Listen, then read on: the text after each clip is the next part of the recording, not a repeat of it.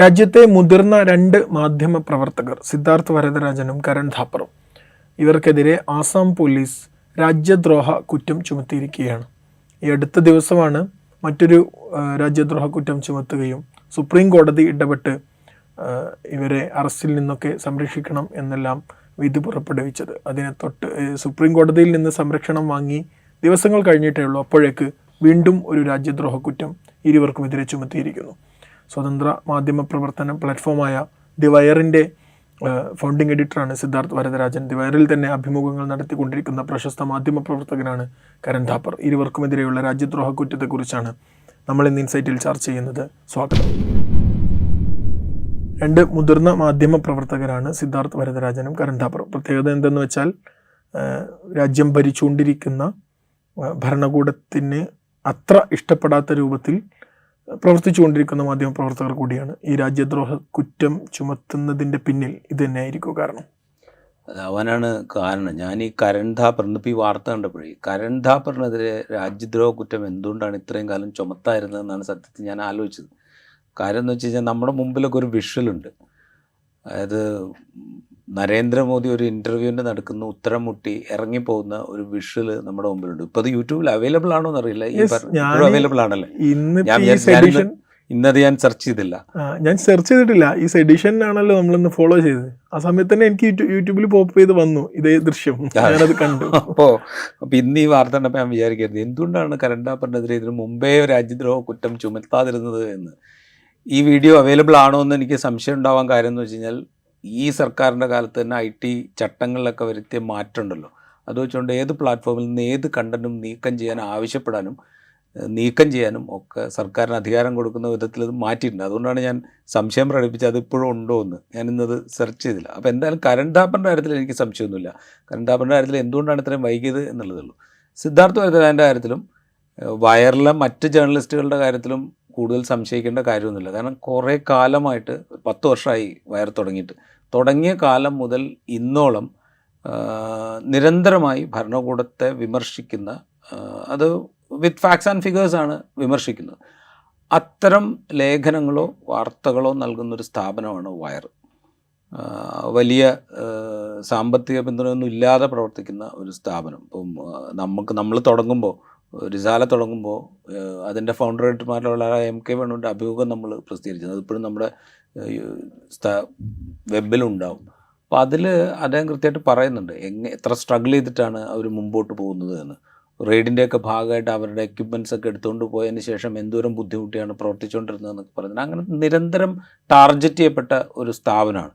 അതിൻ്റെ തലപ്പത്തിരിക്കുന്ന ഒരാൾ എന്നുള്ള നിലയിൽ സിദ്ധാർത്ഥ് വരദരാജനെ ടാർഗറ്റ് ചെയ്തില്ലെങ്കിലേ അത്ഭുതമുള്ളൂ. അപ്പോൾ ഇത് ഇപ്പോൾ സംഭവിച്ചുകൊണ്ടിരിക്കുന്നതെന്ന് വെച്ച് കഴിഞ്ഞാൽ ഇത് ആസം കേന്ദ്രീകരിച്ചുള്ള ഓപ്പറേഷൻ ആവുന്നു എന്നുള്ളതാണ്. വെച്ചാൽ ഇത് ആളുകളെ ബുദ്ധിമുട്ടിക്കാൻ, ഇത് പ്രത്യേകിച്ചൊന്നും സംഭവിക്കാൻ പോകുന്നില്ല എന്ന് എല്ലാവർക്കും അറിയാം. ഈ കേസ് നടത്തിപ്പ് കഴിഞ്ഞ് വിധിയിലേക്ക് എത്തുമ്പോൾ ഇതിലൊന്നും ഉണ്ടാവില്ല എന്ന് എല്ലാവർക്കും അറിയാം. പക്ഷേ ഇത് ആളുകളെ മെനക്കെടുത്താൻ ഇത് മതി. അത് ഉദ്ദേശിച്ചിട്ടാണ് ഈ കേസുകൾ ഫയൽ ചെയ്യുന്നത്. അതുകൊണ്ടാണ് ഒരു സെഡീഷൻ കേസ് ഫയൽ ചെയ്യുന്നു. അത് ആ കേസ് ഫയൽ ചെയ്ത സമയത്ത് തന്നെ ആസാം പോലീസാണ് അത് ആദ്യം ഫയൽ ചെയ്യുന്നത്. ആ കേസ് ഫയൽ ചെയ്തിട്ട് സമ്മൻസ് അയക്കുമ്പോൾ തന്നെ അതിൻ്റെ കൂടെ FIR വിവരങ്ങളോ ഒന്നും ഉണ്ടായിരുന്നില്ല. അത് ചോദ്യം ചെയ്തുകൊണ്ട് സുപ്രീം കോടതി പോയി. സുപ്രീം കോടതി ഇവർക്കെതിരെ ഒരു നടപടിയും തൽക്കാലം സ്വീകരിക്കരുത് എന്ന് ആസാം പോലീസിനോട് പറഞ്ഞു. അത് പറഞ്ഞതിൻ്റെ തൊട്ട് പുറകെ രണ്ടാമതൊരു കേസ് വരുന്നു. ഇനി ഇതും സുപ്രീം കോടതിയിൽ ചോദ്യം ചെയ്യേണ്ടി വരും. കാരണം ഇതിലും FIR ഇല്ല, ഏതാണ് കേസ് എന്നില്ല, എന്ത് കേസിനെ കുറിച്ചാണ് പറയുന്നത് അറിയാം. ആദ്യത്തെ കേസിൽ തമാശ എന്താണെന്ന് പറഞ്ഞു കഴിഞ്ഞാൽ ഓപ്പറേഷൻ സിന്ദൂറുമായി ബന്ധപ്പെട്ട ഒരു റിപ്പോർട്ടായിരുന്നു. രാജ്യത്തെ രാഷ്ട്രീയ നേതാക്കളുടെ അല്ലെങ്കിൽ ഭരണകർത്താക്കളുടെ വീഴ്ച കൊണ്ടാണ് ഇന്ത്യക്ക് ഫൈറ്റർ ജെറ്റ്സ് നഷ്ടമായത് എന്ന് എയർഫോഴ്സിലെ ഒരു പഴയ ഉദ്യോഗസ്ഥൻ പറയുന്ന കാര്യങ്ങൾ പ്രസിദ്ധീകരിച്ചതിൻ്റെ പേരിലാണ് സെഡീഷൻ കേസ് ചാർജ് ചെയ്തത്. അത് തന്നെയും പോലീസ് പറഞ്ഞിട്ടില്ല, വയർ അന്വേഷിച്ച് കണ്ടെത്തി എന്നാണ് വയറിൻ്റെ റിപ്പോർട്ടിലുള്ളത്. അപ്പോൾ ഇതൊന്നും പറയാതെ ഒരു സമ്മൻസ് അയക്കുന്നു. ഉടനെ കോടതി പോകണമല്ലോ. സമ്മൻസ് വന്നു കഴിഞ്ഞാൽ 22-ാം തീയതി ഹാജരാണെന്ന് പറയുന്നു. 22-ാം തീയതി ഹാജരായില്ല നിങ്ങൾ അറസ്റ്റ് ചെയ്യുമെന്ന് പറയുന്നു. അപ്പോൾ സ്വാഭാവികമായിട്ടും നിയമവ്യവസ്ഥയെ അംഗീകരിക്കുന്ന പൗരന്മാർ എന്നുള്ള നിലയിൽ നമ്മൾ അതിനെ ഗൗരവത്തോടെ കാണുകയും കോടതിയിൽ പോകും വേണം. അപ്പോൾ വീണ്ടും കോടതി പോകണം. ഇപ്പോൾ രണ്ടാമത്തെ സമ്മൻസ് വരുമ്പോൾ വീണ്ടും കോടതി പോകണം. ഇതൊരു ഒരു പരിപാടിയാണ്. സ്വാഭാവികമായിട്ടും കുറച്ച് കാലത്തേക്ക് ഇങ്ങനെ മെനക്കെടുത്താൻ സാധിക്കും എന്ന് അവർക്കറിയാം. പല കാരണങ്ങളാൽ മുമ്പ് ഇത് ചെയ്തിട്ടുണ്ട്. ഇപ്പോൾ UP സർക്കാരായിരുന്നു ഇതിന് മുമ്പ് ഇത് ചെയ്തുകൊണ്ടിരുന്നത്. യു പി എന്ന് പറഞ്ഞാൽ ഡൽഹിയുടെ അടുത്ത് കിടക്കുന്ന സ്ഥലമാണ്. അപ്പോൾ പോയിട്ട് വരാനൊക്കെ എളുപ്പമാണ്. അപ്പോൾ കാര്യങ്ങൾ വേഗം നടക്കും. അസം ആകുമ്പോൾ കുറച്ചുകൂടി ദൂരം ഉണ്ടല്ലോ, പോകാൻ ഇത്തിരി ബുദ്ധിമുട്ടാണ്. അപ്പോൾ കുറച്ചുകൂടെ മെനക്കെടുത്താം. ഇതാണ് ഇപ്പോൾ സംഭവിച്ചുകൊണ്ടിരിക്കുന്നത്. അതോടൊപ്പം പൊതുവിലൊരു ഇതിൻ്റെ വിവരങ്ങളൊന്നും പൊതുവെ ആളുകൾക്ക് അറിയില്ലല്ലോ. ആളുകൾ എന്താ വിചാരിക്കുക, രാജ്യദ്രോഹ കുറ്റം ചുമത്തി ആർക്ക്, സിദ്ധാർത്ഥ് വരദരാജനും കരുതാം. അപ്പോൾ ഇവർ കുറേ കാലമായിട്ട് രാജ്യത്തിനെതിരായി പ്രവർത്തിച്ചുകൊണ്ടിരിക്കുകയായിരുന്നു അല്ലേ എന്നാണ് പൊതുവിൽ ആളുകൾ കിട്ടുന്നൊരു ഫീൽ. രാജ്യദ്രോഹ കുറ്റമൊക്കെ ചുമത്തണമെങ്കിൽ എന്തെങ്കിലും ഒന്നുമില്ല, നടക്കില്ല. അല്ലാതെ വെറുതെ ഒന്നും ആരുടെ പേരും രാജ്യദ്രോഹം, ഇതായിരിക്കുമല്ലോ ഒരു ജനറൽ ഫീൽ ഉണ്ടാക്കിയെടുക്കുക. ഈ പണിയാണ് ഇപ്പോൾ നടന്നുകൊണ്ടിരിക്കുന്നതെന്നാണ് എനിക്ക് തോന്നുന്നത്. റൈറ്റ്. നേരത്തെ ആദ്യം വന്ന FIR നേരത്തെ നമ്മൾ സൂചിപ്പിച്ചു. ഓപ്പറേഷൻ സിന്ദൂർ സമയത്ത് ഇന്ത്യക്ക് ഫൈറ്റർ ജെറ്റുകൾ നഷ്ടപ്പെട്ടിരുന്നു എന്ന് റിപ്പോർട്ട് ചെയ്തതിൻ്റെ പേരിൽ ഫൗണ്ടർ റൈറ്ററായ സിദ്ധാർത്ഥ് വരദരാജനെതിരെ കേസെടുത്തിരിക്കുകയാണ്. ഇത് രണ്ടും സംഭവിച്ചത് ആസാമിൽ നിന്നാണ്. ഇപ്പോൾ വയർ ഇന്നലെ ഈ ന്യൂസ് പുറത്തു വിടുമ്പോഴും ആസാം മുഖ്യമന്ത്രി ഹിമന്ത് ബിശ്വ ശർമ്മയുടെ ഫോട്ടോ സഹിതമാണ്, കാർഡ് വെച്ചിട്ടാണ് ഇത് പുറത്തു വിട്ടിട്ടുള്ളത്. ഈ ഡബിൾ എഞ്ചിൻ സർക്കാരിൻ്റെ ഒരു കോർഡിനേറ്റഡ് ഇവൻ്റായി ഇങ്ങനെയുള്ള രാജ്യദ്രോഹ കുറ്റക്കേസുകൾ ചുമത്തുന്നത് മാറിയിട്ടുണ്ടാവും. ഏതാണ്ട് അങ്ങനെ തന്നെയാണ്. ഡബിൾ എഞ്ചിൻ സർക്കാരിൻ്റെ ഒരു പണി തന്നെ ഇതാണ്. എങ്ങനെയാണ് ടാർഗറ്റഡ് ഓപ്പറേഷൻസ് എന്താ പറയുക ഏകോപിപ്പിച്ച് നടത്തുക എന്നുള്ളതാണ് ഡബിൾ എഞ്ചിൻ സർക്കാരിൻ്റെ ഒരു പണി തന്നെ. ഇതിപ്പോൾ നമ്മൾ സിദ്ധാർത്ഥിൻ്റെയും കരൺ ഥാപ്പറിൻ്റെയും കാര്യം ആയതുകൊണ്ടാണ് പൊതുവിൽ പുറത്തേക്ക് വരുന്നത്. അല്ലാതെ എത്രയോ പേരുടെ കാര്യത്തിൽ ഇത്രയൊന്നും പ്രശസ്തരല്ലാത്ത അല്ലെങ്കിൽ ഇത്രയൊന്നും അറിയപ്പെടാത്ത എത്രയോ ജേർണലിസ്റ്റുകളുടെ കാര്യത്തിൽ ഇങ്ങനെയുള്ള നടപടികൾ ഉണ്ടായിട്ടുണ്ട്. അതും ഈ ഡബിൾ എഞ്ചിൻ സർക്കാരുകൾ തന്നെയാണ് അതിലും പ്രവർത്തിച്ചിട്ടുള്ളത്. ഇപ്പോൾ ഒരു ഉദാഹരണം സിദ്ദിഖ് കാപ്പൻ പിന്നെ മലയാളികളുടെ ഒരു ഇടപെടൽ കൊണ്ട് രാജ്യത്ത് അറിഞ്ഞ ആളാണ് സിദ്ദിഖ് കാപ്പൻ്റെ മേൽ UAPA ചുമത്തി അറസ്റ്റ് ചെയ്യുമ്പോൾ UPയും ഡൽഹിയും രണ്ട് ഡബിൾ എഞ്ചിനും ഒരേപോലെ അതിനകത്ത് ആക്ട് ചെയ്യുന്ന കാര്യം നമ്മൾ കണ്ടതാണ്. ഇതേപോലെ 2014 ശേഷം 136 പേർക്കെതിരെ UAPA പ്രകാരം, മാധ്യമപ്രവർത്തകരായ 136 പേർക്കെതിരെ UAPA പ്രകാരം രാജ്യത്ത് കേസെടുത്തിട്ടുണ്ട്. അപ്പോഴും നമുക്കറിയാവുന്ന പേരുകൾ സിദ്ധാർത്ഥ് വരദരാജൻ്റെയോ കരൺ ഥാപ്പറിൻ്റെയോ അല്ലെങ്കിൽ സിദ്ദിഖ് കാപ്പൻ്റെയോ, വേണ്ടി വന്നാൽ കാശ്മീരിലെ 1-2 ജേർണലിസ്റ്റുകളുടെയോ, അല്ലെങ്കിൽ ഇപ്പോൾ ന്യൂസ് ക്ലിക്കിൻ്റെ ഭാഗമായിരുന്ന മുതിർന്ന ജേർണലിസ്റ്റുകളായിരുന്ന തക്കൂർത്തയുടെ ഒക്കെ പേരുകൾ മാത്രമേ നമുക്കറിയുള്ളൂ. അപ്പോഴും ബാക്കിയുണ്ട് 10-30 പേര് അല്ലെങ്കിൽ 10-25 പേര്. ഇവരെക്കുറിച്ചൊന്നും നമുക്കറിയില്ല. അപ്പോൾ ഇതൊരു ഓൺഗോയിങ് പരിപാടിയുടെ തുടർച്ചയാണ്. അതിൽ ഈ ഡബിൾ എഞ്ചിൻ സർക്കാർ ഡബിൾ എഞ്ചിനുകളുടെ പണി തന്നെയും ഇത് തന്നെയാണ്. എന്തുകൊണ്ടായിരിക്കും ഈ ഡബിൾ എഞ്ചിൻ ഇപ്പോൾ കൂടുതൽ? ഇപ്പോൾ തുടക്കത്തിൽ ഇപ്പം നമ്മൾ ഇതിൻ്റെ ഒരു ക്രോണോളജി എടുത്തു കഴിഞ്ഞാൽ 2014 അധികാരത്തിൽ വന്നതിൻ്റെ തൊട്ട് പുറകെ മീഡിയാസിനെതിരെ ആക്ട് ചെയ്യുന്ന കാഴ്ച നമ്മൾ കാണുന്നത്. പരസ്യം നിഷേധിക്കുന്നു, റെയ്ഡുകൾ നടക്കുന്നു, കേസുകൾ എടുക്കുന്നു, ഇങ്ങനെ കുറേ നടക്കുന്നുണ്ട്. അത് കഴിഞ്ഞ് ഇടക്കാലത്ത് അതൊന്ന് കുറഞ്ഞിരുന്നു. മേ ബി ഒരു സെക്കൻഡ് ടേമിൻ്റെ അവസാന ഘട്ടമൊക്കെ ആകുമ്പോഴത്തേക്കും കുറച്ച് കുറഞ്ഞിരുന്നു. അതായത് മീഡിയാസൊക്കെ ഏതാണ്ടൊരു പരിധിയിലേക്ക് വന്നു എന്നുള്ള തോന്നലിലായിരിക്കാം അത് കുറഞ്ഞിട്ടുണ്ടാവുക. ഇപ്പം എന്തുകൊണ്ട് കൂടിയെന്ന് നമ്മൾ ആലോചിക്കണം. കാരണം 2024 ലോക്സഭാ തെരഞ്ഞെടുപ്പ് 240 സീറ്റിലേക്ക് BJP താഴുന്നു. ഇപ്പോൾ ഗൗരവമുള്ള കുറേ അലിഗേഷൻസ് പുറത്തേക്ക് വരുന്നു. വോട്ടർ പട്ടികയിലെ ക്രമക്കേട്, അതിനുള്ള തെളിവ്, അതിന് തെരഞ്ഞെടുപ്പ് കമ്മീഷൻ പറയുന്ന ഞഞ്ഞ മറുപടി, ഇത്തരം കാര്യങ്ങളൊക്കെ പുറത്തേക്ക് വരുന്നു. അപ്പോൾ സ്വാഭാവികമായിട്ടും മീഡിയയുടെ ഭാഗത്തു നിന്ന്, ഈ ഒതുങ്ങി നിന്നിരുന്ന മീഡിയയുടെ ഭാഗത്തു നിന്നൊക്കെ ചിലപ്പോൾ ഇനി എന്തെങ്കിലും ഒരു കൂടുതൽ ശക്തമായിട്ടുള്ള ഒരു ജേർണലിസ്റ്റിക് ബ്രില്യൻസ് കാണിക്കാൻ അവരാരെങ്കിലും ശ്രമിച്ചാലോ എന്നൊരു പേടി ഒരുപക്ഷെ ഉണ്ടാവും. അപ്പോൾ അവരെ ഒന്നുകൂടെ ഒതുക്കി നിർത്തണമെങ്കിൽ എന്ത് വേണം? ഈ പറയുന്ന ഈ നിലവിൽ ഭരണകൂടത്തെ വിമർശിച്ചുകൊണ്ടിരിക്കുന്ന അതിൻ്റെ മുൻപന്തിയിൽ നിൽക്കുന്ന ജേർണലിസ്റ്റുകളെയോ ആ സ്ഥാപനത്തെയോ ടാർഗറ്റ് ചെയ്യണം. അതിനാണ് ഈ ഡബിൾ എഞ്ചിൻ സർക്കാർ ഇപ്പോൾ ശ്രമിച്ചുകൊണ്ടിരിക്കുന്നത്. അത് മാത്രമല്ല, അസം ഇപ്പോൾ പുതിയൊരു പരീക്ഷണശാലയാണ്. നേരത്തെ ഗുജറാത്തായിരുന്നു, പിന്നീട് അത് UP ആയിരുന്നു, ഇപ്പോൾ അസമാണ്. പല നിലയ്ക്കുള്ള ഓപ്പറേഷൻസ് അവിടെ നടന്നുകൊണ്ടിരിക്കുന്നുണ്ട്. അപ്പോൾ അതിൻ്റെ കൂടെ തുടർച്ചയായിട്ട് വേണം നമ്മളിത് കാണാനായിട്ട്. അപ്പോൾ ഇത് ഈ അസമിലെ ഹിമന്ത ബിശ്വ ശർമ്മ സർക്കാരിൻ്റെ മാത്രം ഓപ്പറേഷനല്ല, ഈ ഡബിൾ എഞ്ചിൻ്റെ ഓപ്പറേഷനായിട്ട് നമ്മളിതിനെ കാണണം. ഇപ്പോൾ വന്ന FIR അനുസരിച്ച് ഒരു ഡീറ്റെയിലും അവൈലബിൾ അല്ല. വെറും ചോദ്യം ചെയ്യാൻ വിളിപ്പിച്ചിട്ടുണ്ട്. ഗുവാഹത്തിയിലെ ക്രൈംബ്രാഞ്ച് ഓഫീസിലേക്ക് എത്തണമെന്നാണ് പറഞ്ഞിട്ടുള്ളത്. IPCയും ഭാരതീയ ന്യായ സംഹിതയിൽ IPCയിൽ നിന്ന് ഭാരതീയ ന്യായ സംഹിതയിലേക്ക് എത്തുന്ന സമയത്ത് ഇങ്ങനെയുള്ള ചില പ്രശ്നങ്ങൾ കൂടി ഉണ്ട് എന്നുള്ളൊരു ചർച്ചയും കൂടി ഈ ഒരു FIRൻ്റെ ശേഷമുള്ള ചർച്ചകളിൽ കാണുന്നുണ്ട്. സ്വാഭാവികമായും BNSൻ്റെ വകുപ്പുകൾ ഉപയോഗിച്ചുകൊണ്ട് കാരണങ്ങൾ എന്താണെന്നറിയാതെ രാജ്യദ്രോഹ കുറ്റം തന്നിലേക്ക് വന്നു വീഴുന്നത് ഒരു പൗരരെന്ന നിലയിൽ മാധ്യമപ്രവർത്തകർ അനുഭവിക്കുന്ന ഒരു ഭീഷണിയല്ലേ യഥാർത്ഥത്തിൽ? അത് BNS വന്ന സമയത്ത് തന്നെ അത് ചൂണ്ടിക്കാണിച്ചിരുന്നു. ആളുകൾ, നിയമവിദഗ്ധരായിട്ടുള്ള ആളുകൾ ചൂണ്ടിക്കാണിച്ചിരുന്നു. ഇപ്പോൾ ഇന്ത്യൻ പീനൽ കോഡ് മാറ്റിയിട്ട് BNSലേക്ക് മാറ്റുമ്പോൾ പ്രധാനമന്ത്രി നരേന്ദ്രമോദിയും അമിത്ഷായും ഒക്കെ പറഞ്ഞിരുന്നത് മറ്റേ കൊളോണിയൽ കാലത്തെ നിയമങ്ങൾ മുഴുവൻ മാറ്റി ഇന്ത്യയുടെ മേക്ക് ഇൻ ഇന്ത്യ നിയമങ്ങളാക്കി മാറ്റുന്നു എന്നൊക്കെയുള്ള മട്ടിലാണ് അതിനെ പറഞ്ഞത്. ആത്മനിർഭരതയുടെ ലക്ഷണങ്ങളായിട്ടൊക്കെയാണ് വ്യാഖ്യാനിച്ചിരുന്നത്. ഇത് തമാശ എന്താണെന്ന് വെച്ച് കഴിഞ്ഞാൽ ഈ സുപ്രീം കോടതി ഈ സെഡീഷൻ ചുമത്തുന്ന വകുപ്പ്, IPCയിലെ സെഡീഷൻ ചുമത്തുന്ന വകുപ്പ് 124A ആണെന്നാണ് എൻ്റെ ഓർമ്മ. 124A സുപ്രീം കോടതി അങ്ങ് സ്റ്റേ ചെയ്തു. ഇതിങ്ങനെ കണ്ടമാനം ചുമത്തി അങ്ങ് പോയി കഴിഞ്ഞ് ഇത് ചോദ്യം ചെയ്തുള്ള നിരവധി ഹർജികൾ വന്നപ്പോൾ ഒരു കാരണമില്ലാതെ ഇത് ചുമത്തുന്ന പല കേസുകളും ശ്രദ്ധയിൽപ്പെട്ടപ്പോൾ സുപ്രീം കോടതി ഒരു സ്റ്റേ അങ്ങ് കൊടുത്തു. ഇനി മേലാൽ ഈ വകുപ്പ് ഉപയോഗിച്ചുകൊണ്ട് സർക്കാരുകൾക്ക് കേസെടുക്കാൻ പാടില്ല, പോലീസ് കേസെടുക്കാൻ പാടില്ല എന്ന് പറഞ്ഞു. നിലനിൽക്കുന്ന കേസുകളിലും നടപടികളും സുപ്രീം കോടതി സ്റ്റേ ചെയ്തു. അതുമേലുള്ള നടപടികളൊക്കെ സ്റ്റേ ചെയ്തു. എന്നിട്ട് ആ കേസിൽ ഉൾപ്പെട്ട ആളുകൾക്ക് ഇമ്മീഡിയറ്റ് ആയിട്ട് ജാമ്യം കൊടുക്കണം എന്ന് സുപ്രീം കോടതി പറഞ്ഞു വെച്ചു. ഇത് കഴിഞ്ഞിട്ടാണ് സത്യം പറഞ്ഞാൽ ഈ IPC മാറ്റിക്കൊണ്ടുള്ള BNS പെട്ടെന്ന് ചുട്ടെടുക്കുന്നത്. അപ്പോൾ BNS കൊണ്ടുവന്നപ്പോൾ സർക്കാർ പറഞ്ഞു വെച്ചാൽ സെഡീഷൻ എന്ന് പറഞ്ഞൊരു പരിപാടിയേ ഇതിലില്ല എന്നാണ് സർക്കാർ പറഞ്ഞത്. പക്ഷേ എന്താ സംഭവിച്ചതെന്ന് വെച്ചാൽ ഇത് വളഞ്ഞ വഴി കൂടെ ഈ 147, 152 അങ്ങനെയുള്ള വകുപ്പുകളിലൂടെ വളഞ്ഞ വഴിയിൽ ഈ സെഡീഷൻ നമുക്ക് എന്താ പറയുക കുറച്ചുകൂടെ വിശാലമാക്കുകയാണ് സർക്കാർ ചെയ്തത്. അവ്യക്തമായ കുറേ സംജ്ഞകൾ ഉപയോഗിച്ചുകൊണ്ട്.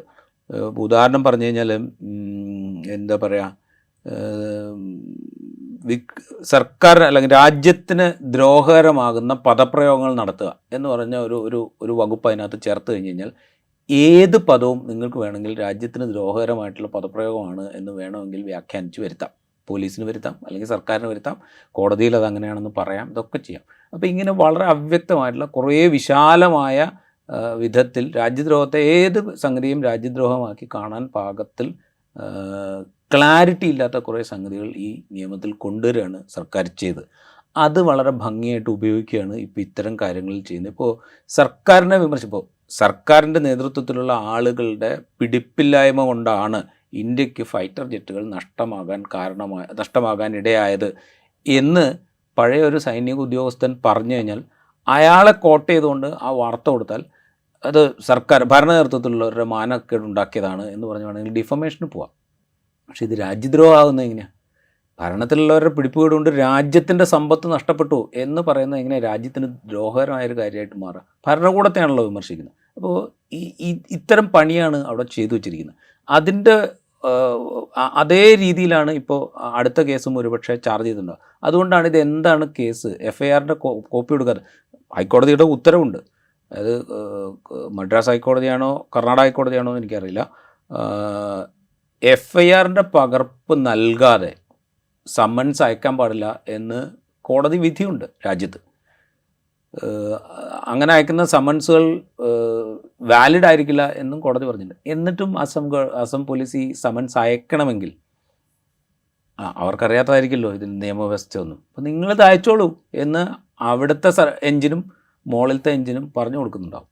അതുകൊണ്ടായിരിക്കും അയക്കുന്നത്. അപ്പോൾ ഈ ഡബിൾ എഞ്ചിൻ ഓപ്പറേഷൻ്റെ മാനിഫെസ്റ്റേഷൻസാണ് നമ്മൾ കണ്ടുകൊണ്ടിരിക്കുന്നത്. ഞാൻ വിചാരിക്കുന്നത് ഇത് ഇവിടെ നിൽക്കും എന്ന് തോന്നുന്നില്ല. ഇതൊരു പക്ഷേ കുറച്ച് നാൾ ഇതിൻ്റെ ഈ നടപടികളുടെ തുടർച്ചയായിരിക്കും ഇനി ഉണ്ടാവുക. മാത്രമല്ല നമ്മളിവിടെ നമ്മുടെ കേരളത്തിലൊരു ഇൻസിഡൻസ് കൂടെ നമ്മളിത് ഇപ്പോൾ ഈ കാരണം കാണിക്കാതെയാണ് ഇത് അയച്ചിരിക്കുന്നതെന്ന് പറഞ്ഞല്ലോ. എന്താണ് കേസ് എന്ന് പറയാതെ നോട്ടീസ് അയച്ചാൽ കേരളത്തിലൊരു ചാനൽ അടച്ചു കൂട്ടിയപ്പോൾ അതിൻ്റെ ലൈസൻസ് പുതുക്കാൻ പറ്റില്ല എന്ന് പറഞ്ഞപ്പോൾ ഒരു കാരണവും കേന്ദ്ര സർക്കാർ പറഞ്ഞിരുന്നില്ല. കാരണം ഒന്നും പറയാതെ നിങ്ങൾ ഇത് ലംഘിച്ചിരിക്കുന്നു അല്ലെങ്കിൽ രാജ്യത്തിന് വിരുദ്ധമായി പ്രവർത്തിച്ചിരിക്കുന്നു എന്ന് വളരെ ബ്ലണ്ടായിട്ട് പറയാം. എന്താണ് ചെയ്തത് എന്ന് പറയാതെയാണ് മീഡിയ വണ്ണിൻ്റെ ലൈസൻസ് അന്ന് ക്യാൻസൽ ചെയ്തത്. അത് പിന്നെ സുപ്രീം കോടതി വരെ പോയി ഒരു വർഷം കഴിഞ്ഞിട്ടാണ്, ഒരു വർഷം നിയമപോരാട്ടം നടത്തിയിട്ടാണ് ആ ചാനലിന് അവരുടെ ലൈസൻസ് തിരിച്ചെടുക്കാൻ പറ്റിയത്. ഇത്തരം ബുദ്ധിമുട്ടുകൾ ക്രിയേറ്റ് ചെയ്യുക എന്നുള്ളതാണ് ഒരു തന്ത്രം. ആ പണി തന്നെയാണ് ഇവിടെ നടന്നുകൊണ്ടിരിക്കുന്നത്. റൈറ്റ്. ഇന്ത്യയുടെ പ്രസ് ഫ്രീഡം ഇൻഡെക്സിനെ കുറിച്ച് നമുക്കറിയാം. കാലങ്ങളായിട്ട് അത് പിന്നോട്ട് സഞ്ചരിച്ചുകൊണ്ടിരിക്കുകയാണ്. ആ സമയത്താണ് ഇങ്ങനെ സ്വതന്ത്ര മാധ്യമ പ്രവർത്തനത്തിന് ഇറങ്ങി പുറപ്പെട്ട ആളുകൾക്ക് മേൽ ഇത്തരത്തിലുള്ള ഭീഷണികൾ വന്നുകൊണ്ടിരിക്കുന്നത്. രാജ്യത്തെ നമ്മളിപ്പോൾ പുതിയ ഒരു സമയത്ത് പ്രതിപക്ഷം ഒന്നുകൂടി ഐക്യപ്പെട്ട് ഭരണപക്ഷത്തിനെതിരെ BJP നടത്തിയ ഇലക്ഷൻ കമ്മീഷനെ കൂട്ടുപിടിച്ച് നടത്തിയ കള്ളത്തരങ്ങൾ വെളിച്ചത്ത് കൊണ്ടുവരുന്ന ഒരു പ്രതീക്ഷയുടെ കിരണം ഇങ്ങനെ വന്നുകൊണ്ടിരിക്കുന്ന സമയത്ത് ഇങ്ങനെ ഒരു ഭാഗത്തു കൂടി മാധ്യമപ്രവർത്തകരെയും കൂടി ഒതുക്കുന്ന ഒരു സാഹചര്യം വീണ്ടും രാജ്യത്ത് സംജാതമായി കൊണ്ടിരിക്കുകയാണ്. സ്വതന്ത്ര മാധ്യമ പ്രവർത്തനത്തിന് ഇത് എത്രത്തോളം വെല്ലുവിളിയാണ്?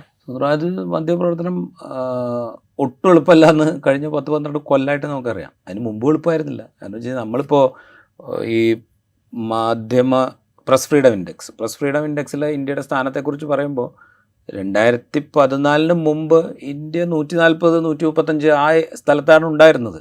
1-2 ആയിരുന്നില്ല. അത് പിന്നെയും താഴ്ന്ന് 160-ലേക്കും 161-ലേക്കും 162-ലേക്കൊക്കെ പോയി എന്നുള്ളതാണ് കഴിഞ്ഞ ഒരു 10-12 വർഷത്തെ ചരിത്രം. അപ്പോൾ പോലും മുമ്പില്ലാത്ത വിധം ഈ മീഡിയ സ്പേസ്, ഒരു മുഖ്യധാര മീഡിയ സ്പേസിൻ്റെ ഏതാണ്ട് ഒരു 80% ഭരണത്തിന് അനുകൂലമാക്കാനും അല്ലെങ്കിൽ ഭരണത്തിൻ്റെ നിയന്ത്രണത്തിലാക്കാനും സർക്കാരിന് സാധിച്ചിട്ടുണ്ട്. കാരണം ഇന്ത്യൻ മീഡിയ സ്പേസിൻ്റെ അല്ലെങ്കിൽ ഒരു മുഖ്യധാര മാധ്യമങ്ങളായി പ്രവർത്തിക്കുന്നതിൻ്റെ ഏതാണ്ട് 70% ഇന്ന് അംബാനിയുടെ കീഴിലാണ്. ബാക്കി വരുന്നതിൽ വലിയൊരു ശതമാനം അദാനിയുടെ കീഴിലാണ്. ബാക്കി വരുന്ന കുറച്ചെണ്ണമേ ഉള്ളൂ പുറത്തുണ്ട് എന്ന് പറയാനെങ്കിലും ഉള്ളത്. അതിൽ തന്നെയും ഈ പറയുന്ന വയർ അല്ലെങ്കിൽ ഓൾട്ട് ന്യൂസ് അല്ലെങ്കിൽ ന്യൂസ് ലോണ്ടറി എന്നൊക്കെ പറയുന്ന സമാന്തര മാധ്യമങ്ങൾ എന്ന് വിശേഷിപ്പിക്കാവുന്ന ഓൺലൈൻ സ്പേസിലുള്ള വിഷ്വൽ ജേർണലിസം കൂടെ നടത്തുന്ന ഓൺലൈൻ സ്പേസിലുള്ള മാധ്യമങ്ങളാണ് എന്തെങ്കിലും എന്താ പറയുക സ്വതന്ത്രമായി ചെയ്തുകൊണ്ടിരിക്കുന്നത്. അവരെ എന്താ പറയുക പാട്ടിലാക്കാൻ വേണ്ടിയിട്ടാണ് നേരത്തെ പറഞ്ഞ IT ചട്ടങ്ങളുടെ മാനദണ്ഡങ്ങളും കാര്യങ്ങളും ഒക്കെ കൊണ്ടുവന്നത്. അതിപ്പോൾ കോടതിയിൽ ചോദ്യം ചെയ്തിട്ട് അതിൽ തീരുമാനമായിട്ട് എത്തിയിട്ടില്ല. അവരെ കൂടെ ഒതുക്കുക എന്നുള്ളത് കാലങ്ങളായി ചെയ്തുകൊണ്ടിരിക്കുന്ന പണിയാണ്. അതുകൊണ്ടാണല്ലോ ന്യൂസ് ക്ലിക്കിൻ്റെ ഓഫീസിൽ ഒരു സുപ്രഭാതത്തിൽ റെയ്ഡ് നടത്തുകയും അവരുടെ ലാപ്ടോപ്പുകളും ഫോണുകളും ഒക്കെ എടുത്തുകൊണ്ട് പോവുകയും ഒക്കെ ചെയ്തത് നമ്മൾ കണ്ടാണല്ലോ. ഈ പണി നേരത്തെ മുതലുണ്ട്. കുറച്ച് കാലമായിട്ട് അതിൻ്റെ ഒരു ചെറിയ ഇടവേള ഉണ്ടായിരുന്നു. ആ ഇടവേള അവസാനിക്കുന്നു എന്ന് മാത്രം വിചാരിച്ചാൽ മതി. അതുകൊണ്ട് തന്നെ ഇനി അങ്ങോട്ടും ഈ സ്വതന്ത്രമായ മാധ്യമപ്രവർത്തനം എന്ന് പറയുന്നത് ഒട്ടും എളുപ്പമായിരിക്കില്ല. ഈ പറയുന്ന ഭരണകൂടത്തിൻ്റെ ഡബിൾ എഞ്ചിൻ്റെ ഏജൻസികളും നിരന്തരം ഇടപെടുകയോ നിരന്തരം ഭീഷണിപ്പെടുത്തുകയോ ചെയ്യുന്ന ഒന്നായിട്ട് തന്നെ മാധ്യമപ്രവർത്തനം തുടരേണ്ടി വരും. അവസാനമായിട്ട് നമ്മുടെ കരൺ താപ്പറിനെതിരെ കൂടി ഇപ്പോൾ FIR വന്നിട്ടുണ്ടല്ലോ. സിദ്ധാർത്ഥ വരദരാജന് ഒബ്വിയസ്ലി വൈറൽ വാർത്തകൾ വന്നുകൊണ്ടിരിക്കുന്നു. ഇപ്പോൾ കരൺ താപ്പറിനെതിരെ നമുക്കറിയാം, കരൺ താപ്പറിൻ്റെ ഒരു ചരിത്രം വെച്ച് നോക്കുമ്പോൾ നേരത്തെ സർ പറഞ്ഞതുപോലെ എപ്പോഴോ ഇത് സംഭവിക്കേണ്ടതായിരുന്നു. പക്ഷേ ഈ ഓപ്പറേഷൻ സിന്ദൂറിൻ്റെ പശ്ചാത്തലത്തിലോ അതല്ലെങ്കിൽ ഇപ്പോൾ ഇലക്ഷൻ കമ്മീഷൻ ഇതുമായി ബന്ധപ്പെട്ട വിഷയത്തിൻ്റെ വോട്ട് ചോരി പ്രയോഗവുമായി ബന്ധപ്പെട്ട വിഷയത്തിലോ എന്തെങ്കിലും കരൺ താപ്പറിനെതിരെ ഒരു ഹിൻഡ് കിട്ടിയിട്ടുണ്ടാകുമോ? അങ്ങനെ എന്തെങ്കിലും ഇടപെടൽ ശ്രദ്ധയിൽപ്പെട്ടിട്ടുണ്ടോ? അത് തോന്നുന്നില്ല. ചിലപ്പോൾ സർക്കാരിൻ്റെ കാര്യം നമുക്കറിയില്ല. പക്ഷെ അതിനൊരു സാധ്യത ഉള്ളതെന്ന് വെച്ച് കഴിഞ്ഞാൽ ഇത്ര എന്തെങ്കിലും ഒരു സംഗതി ചെയ്തു കഴിഞ്ഞാൽ സ്വാഭാവികമായിട്ടും ഇപ്പോൾ ഈ സാലിം സൂചിപ്പിച്ച വോട്ട് ചോരിയാണെങ്കിലും ഓപ്പറേഷൻ സിന്ദൂർ ആണെങ്കിലും ഇതിനെക്കുറിച്ചൊക്കെയുള്ള ഒരുപാട് അവ്യക്തതകളും സംശയങ്ങളും അന്തരീക്ഷത്തിലുണ്ട്. ഓപ്പറേഷൻ സിന്ദൂറിൻ്റെ കാര്യത്തിൽ പെഹൽഗാമിൽ നടന്ന ആക്രമണത്തിൽ സുരക്ഷാ വീഴ്ച ഉണ്ടായോ, ഇൻ്റലിജൻസ് വീഴ്ച ഉണ്ടായോ, അവിടെ ആക്രമണം നടത്തിയ ആളുകളെ തന്നെയാണോ പിന്നീട് സൈന്യം വെടിവെച്ചു, ഇത്തരം കാര്യങ്ങളൊന്നും ഒരു ക്ലാരിറ്റി ഇല്ല. ഇത്തരം ചോദ്യങ്ങളൊക്കെ ഉയർന്നു വരിക എന്ന് പറയുന്നത് അങ്ങനെ ഉയർന്നു വരരുത് എന്ന് സർക്കാർ ആഗ്രഹിക്കുന്നുണ്ട്. അത് തടയിടുക എന്നുള്ളത് സർക്കാരിൻ്റെ ആവശ്യമാണ്. അതുപോലെ തന്നെയാണ് ഇപ്പോൾ തെരഞ്ഞെടുപ്പ് കമ്മീഷനുമായി റിലേറ്റ് ചെയ്ത് ഉയർന്നു വന്നിരിക്കുന്ന വലിയ ആക്ഷേപം എന്ന് പറഞ്ഞു കഴിഞ്ഞാൽ ആക്ഷേപം ഉന്നയിക്കല്ലോ, കണക്കങ്ങ് നിരത്തി കാണിച്ചു കൊടുക്കല്ലോ. 1,250 വോട്ടാണ്, 1-2 വോട്ടല്ല, കള്ളവോട്ടോ ഫേക്ക് വോട്ടോ അല്ലെങ്കിൽ ഇതെന്ന് പറയുന്നത്. നമ്മളിവിടെ കേൾക്കുന്നവർ 10 കള്ളവോട്ട് ചെയ്തു എന്ന് പറഞ്ഞ പോലെ അല്ല. 1,250 വോട്ടാണ് ഒരു നിയമസഭാ മണ്ഡലത്തിൽ മാത്രം. അപ്പോൾ അത് ചെറിയ കേസല്ല. ഇത് ബാക്കി മണ്ഡലങ്ങളിലെ ചിലപ്പോൾ ഇനിയും പുറത്തേക്ക് വന്നേക്കാം. അപ്പോൾ ഇങ്ങനെയുള്ള പ്രശ്നങ്ങൾ അവിടെ നിൽക്കുന്നുണ്ട്. അവിടെയൊക്കെ ഇതുപോലെയുള്ള മീഡിയ പേഴ്സൺസ് ഇടപെടാനുള്ളൊരു സാധ്യതയും അവർ കാണുന്നുണ്ട്. അപ്പോൾ ഈ രാജ്യദ്രോഹം എന്നൊക്കെ പറഞ്ഞ് കേസൊക്കെ എടുത്ത് ചെറുതായിട്ടൊന്ന് പേടിപ്പിച്ചങ്ങ് നിർത്തിക്കഴിഞ്ഞാൽ ചിലപ്പോൾ അവർ ഇടപെടുന്നതിൻ്റെ ഒരു തീവ്രത കുറച്ച് കുറഞ്ഞാലോ എന്ന് സർക്കാർ തെറ്റിദ്ധരിക്കുന്നുണ്ടാവും. അത് ഇവരുടെ രണ്ടുപേരുടെ കാര്യത്തിൽ എനിക്കത് തെറ്റിദ്ധാരണയാണ് എന്ന് ഉറപ്പിച്ച് പറയാനും പറ്റും. അപ്പോൾ അങ്ങനൊരു തെറ്റിദ്ധാരണയും സർക്കാരിന് ഉണ്ടാകാം. അതിൻ്റെ കൂടെ ഭാഗമായിട്ടാവാം ഇത്തരം നടപടികൾ.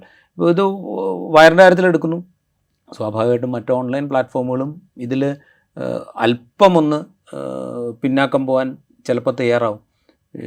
എഴുത്തിലൊന്ന് മയപ്പെടുത്തിയേക്കാം എന്ന് ചിലപ്പോൾ വിചാരിക്കും. ഇതൊക്കെ സ്വാഭാവികമായിട്ട് സംഭവിക്കും. എഴുതിക്കൊണ്ടിരിക്കുന്ന ആളുകൾ തന്നെ ചിലപ്പോൾ നാളെ ഇനിയിപ്പോൾ രാജ്യദ്രോഹത്തിന് സമൻസ് വന്നു കഴിഞ്ഞാൽ നമ്മൾ കോടതി പോയി നിൽക്കേണ്ടി വരുമല്ലോ എന്ന് വിചാരിച്ച് എഴുതുന്ന ഒരു വാക്കൊന്ന് ഒഴിവാക്കാം എന്ന് ചിലപ്പോൾ ആലോചിച്ചേക്കാം. ഇതൊക്കെയാണ് ഭരണത്തിലിരിക്കുന്ന ആളുകളുടെ തന്ത്രം. അപ്പോൾ അതായിരിക്കാം ഉദ്ദേശം. പക്ഷേ ഇവരുടെ കാര്യത്തിൽ അത് നടക്കുമോ എന്ന് നമുക്കറിയില്ല. കാരണം വെച്ച് കഴിഞ്ഞാൽ ഇപ്പോൾ സിദ്ധാർത്ഥ വരദരാജൻ്റെ കാര്യത്തിലാണെങ്കിൽ ഇഷ്ടംപോലെ കേസ് അദ്ദേഹത്തിൻ്റെ പുറത്ത് ഓൾറെഡി ഉണ്ട്. കോവിഡ് കാലത്ത് മറ്റേ ഇപ്പോൾ ബ്രിട്ടീഷ് ഭരണകാലത്തെ നിയമങ്ങളൊക്കെ മാറ്റുന്നു എന്ന് പറയുന്ന ഇതേ സർക്കാർ തന്നെയാണ് കോവിഡ് കാലത്ത് ബ്രിട്ടീഷ് ഭരണകാലത്തെ പകർച്ചവ്യാധി നിയമം ഉപയോഗിച്ചുകൊണ്ട് വയറിനെതിരെ കേസെടുത്ത്. അപ്പോൾ അതടക്കമുള്ള കേസുകൾ അവിടെ നിൽക്കുന്നുണ്ട്. സിവിലായിട്ടും ക്രിമിനലായിട്ടും കൊടുത്ത ഡിഫമേഷൻ കേസുകൾ വേറെയുണ്ട്. അപ്പോൾ ഇത്തരം കേസുകളൊക്കെ അവിടെ നിന്നിട്ടും ഇപ്പോഴും അവർ വളരെ ധൈര്യപൂർവ്വം ഈ പണി നടത്തുന്നവരായതുകൊണ്ട് സർക്കാരിൻ്റെ ഈ ഉദ്ദേശം ഒരുപക്ഷെ ഇവരുടെ കാര്യത്തിൽ നടക്കില്ല എന്ന് നമുക്ക് പറയാം. റൈറ്റ്. പ്രതിരോധത്തിലാകുന്ന സമയത്ത് ചോദ്യം ചോദിക്കുന്നവരെ ഒതുക്കുക എന്നത് എക്കാലത്തും ഏകാധിപതികളുടെ ഒരു സ്വഭാവമായിരുന്നു. അങ്ങനെ ചോദ്യം ചോദിക്കുന്ന, കണക്കുകൾ നിരത്തി നാട്ടുകാരെ ബോധവൽക്കരിച്ചു കൊണ്ടിരിക്കുന്ന മാധ്യമപ്രവർത്തകരെ അങ്ങ് ഒതുക്കിയേക്കാം എന്നാണ് ഈ രാജ്യദ്രോഹ കേസുകളുടെയൊക്കെ പിന്നിലുള്ള ബോധം എങ്കിൽ അത് കരൺ ഥാപ്പറിൻ്റെയും സിദ്ധാർത്ഥ് വരദരാജിൻ്റെയും വയറിൻ്റെയും കാര്യത്തിൽ ഒരു പക്ഷേ തെറ്റിദ്ധാരണ തന്നെയായിരിക്കും. ബാക്കി വരുന്നിടത്ത് വെച്ച് കാണാം എന്നിടത്താണ് ഇങ്ങനെയുള്ള മുതിർന്ന ധൈര്യപൂർവ്വം പ്രവർത്തിച്ചു കൊണ്ടിരിക്കുന്ന രാജ്യത്തെ മാധ്യമപ്രവർത്തകരുടെ ഒരു ലൈൻ. അതുകൊണ്ട് കേസ് എടുത്ത് ഒതുക്കിക്കളയാം എന്ന ധാരണ അത് തെറ്റിദ്ധാരണ തന്നെയാണ്. ഏതായാലും സ്വതന്ത്ര മാധ്യമ പ്രവർത്തനം അത് ഈ രാജ്യത്ത് അതിൻ്റെ എല്ലാവിധ ശക്തിയോടും കൂടി തന്നെ നടക്കട്ടെ. അത് ഈ രാജ്യത്തെ ജനാധിപത്യത്തിൻ്റെ നിലനിൽപ്പിന് ആവശ്യമാണ്. ഇൻസൈറ്റ് ഇവിടെ പൂർണ്ണമാകുന്നു. മറ്റൊരു എപ്പിസോഡുമായി വീണ്ടും കാണാം.